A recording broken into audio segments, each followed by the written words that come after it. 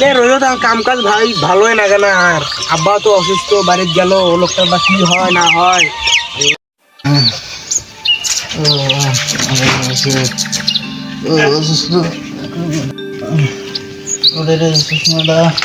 বেটা বা করে আমার গেলে ফোনটা দিয়ে দেখো, ভালো নাই।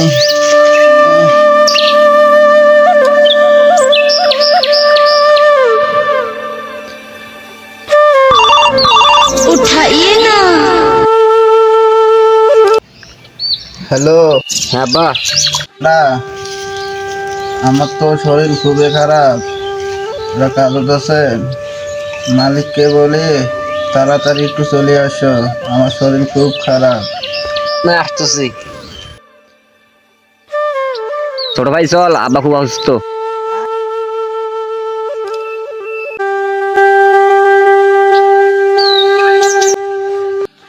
সমস্যা হয়েছে আব্বা।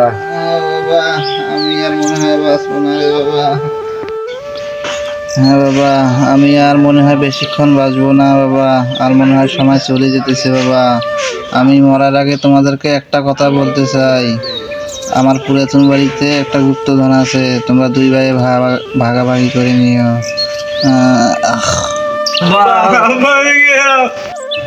ভাই আব্বা তো মারা গেল ভাই, আব্বার জন্য দাপনের ব্যবস্থা করো ভাই।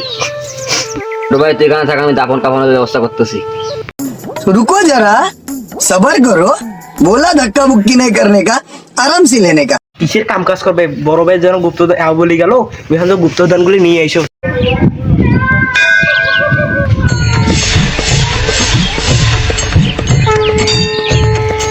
দাঁড়াও বর্ষ, আপনি আবার সব কি করতেছেন? আমি ভণ্ড বাবা।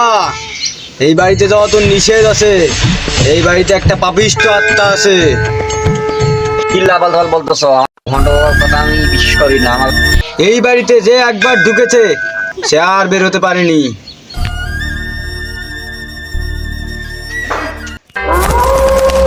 ভণ্ড বাবা তো ঠিকই বলছিল, ভণ্ড বাবার কথাটা সত্যি হলো।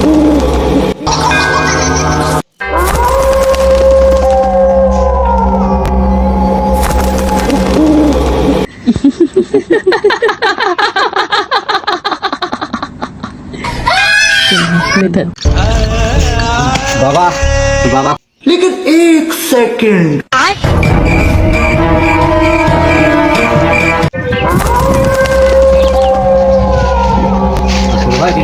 তুমি এখানে কেন? কেন আব্বা কাকি কেন আসছ কেন? আরে ভাই তুমি গেলে কাপড় আনতে, তুমি এখানে কেন? ওইসব বাদ দে, এখন তুই এরা কিছু দেখছিস? আরে ভাই হ্যাঁ, আমি যেটা দেখছি, তুমি কি ওটা দেখছো নাকি? ওইসব বাদ দে। তাহলে ভাই এখন কি করা লাগে? ভন্ডর কাছে যাওয়া লাগবে। বাবা বাবা বাবা আপনি কই আছেন বাবা? আপনার বাবা আমি সারাক্ষণ বাবা খুঁজলাম। সবর করো বর্ষ, আমি থাকতে তোমাদের কোনো চিন্তা নাই, চলো আমার সাথে। চল বর্ষ।